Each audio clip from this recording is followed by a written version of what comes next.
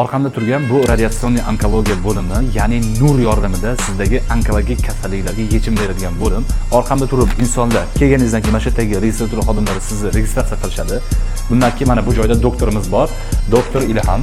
Bular xudo xohlasa onkologiya bo'yicha mutaxassis hisoblanadi, ya'ni onkologik radiatsion bo'limda mutaxassis hisoblanadilar.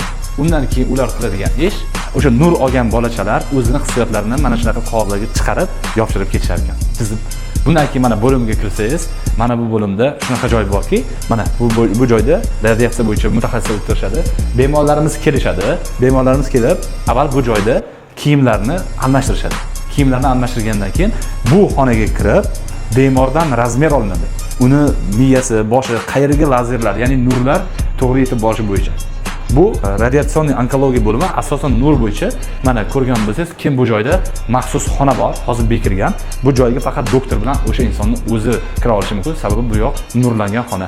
Nur yordamida onkologik kasalliklar, ya'ni o'sha qaysi qonda sizda kasallik bo'ladigan bo'lsa, ushbu tana a'zolarini, o'sha qon joylarini mutlaqo o'ldirib tashlaydi bu nur.